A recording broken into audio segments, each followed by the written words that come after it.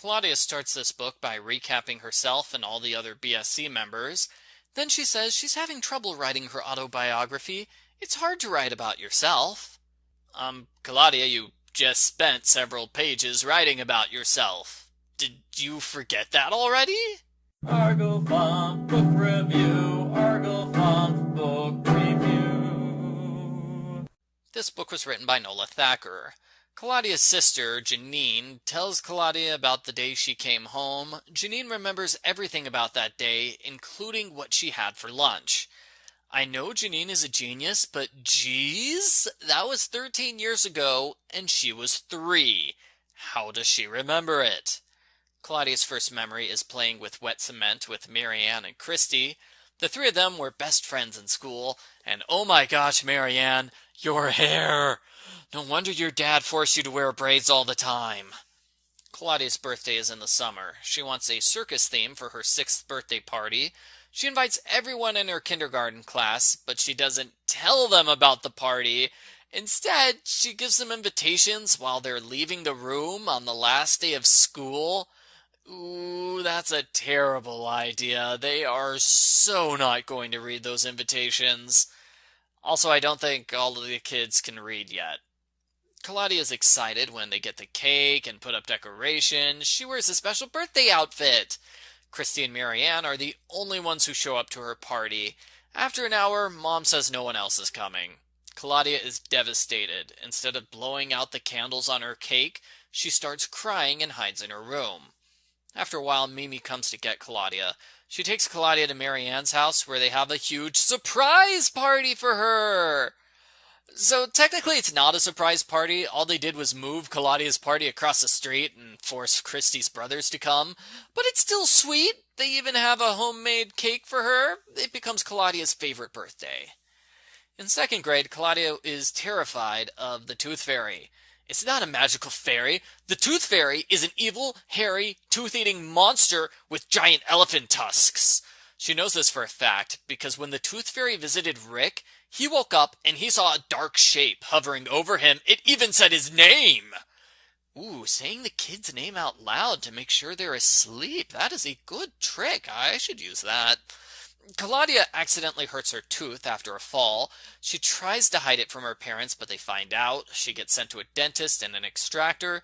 She's scared, but it turns out the dentists are nice people, and it doesn't hurt when they take out her tooth. That night, Claudia sets up multiple traps for the Tooth Fairy by the window. She puts clothes under her blankets so it looks like she's in her bed asleep. Then she hides in the closet.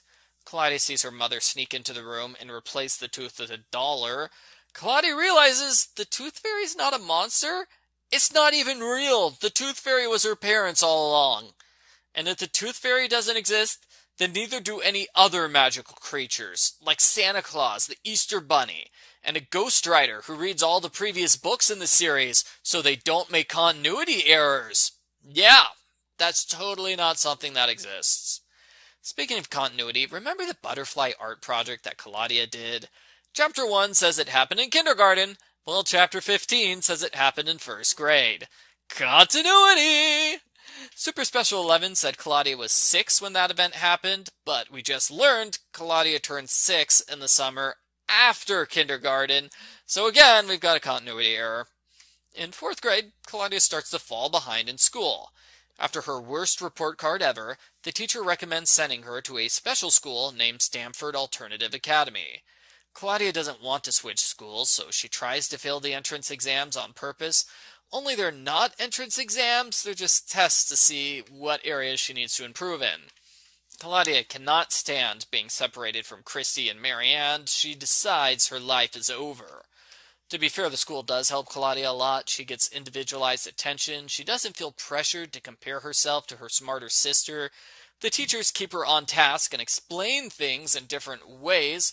Claudia's work improves to the point where she actually understands math now.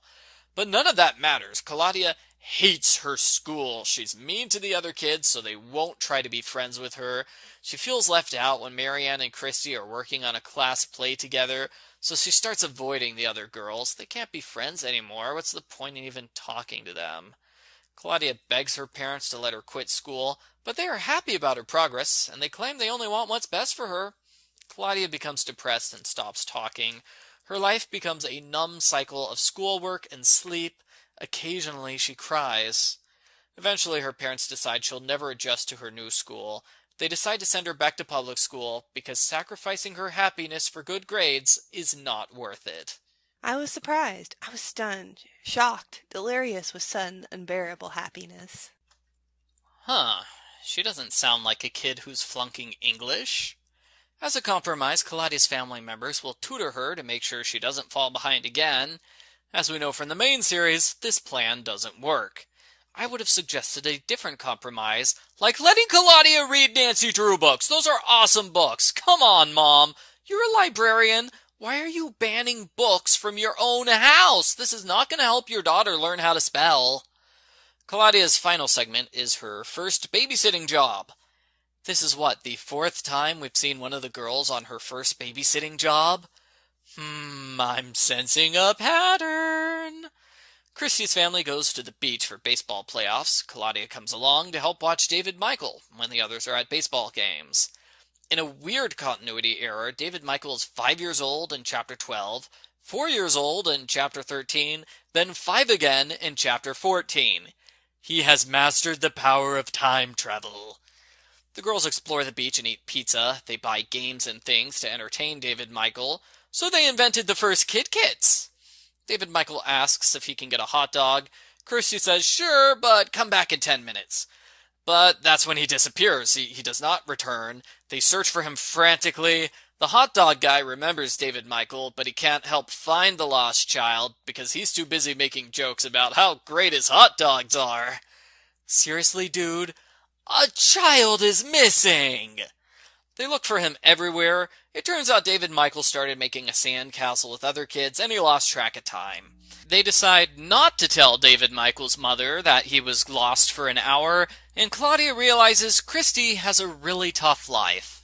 Claudia's autobiography gets an A+ at first, but then the teacher marks it down to a B- because her spelling and grammar are awful. But there aren't any spelling mistakes in this book. Well, besides for the one where Claudia says the beach isn't too hot or too old. So, what version of the book did we read? It's clearly not the one she turned into her teacher or her handwritten first draft. Did some unknown person take her book and edit out the spelling mistakes to make it fit for publication? The end. Post-book follow-up. I enjoyed this book. Like Stacy's book, the narrator has a strong voice and the author has a good sense of what the character is like. My main complaint is that I wanted to see more of Mimi and Janine. They were minorly involved in Claudia's bad birthday, and that's about it. I don't know why they were left out of the school storyline. You'd think Mimi or Janine, the 7th grade genius, would have something to say about Claudia's schoolwork. I think there are several interesting story possibilities with Claudia's family members, because we know who they are, but we really don't know a lot about them, especially her parents.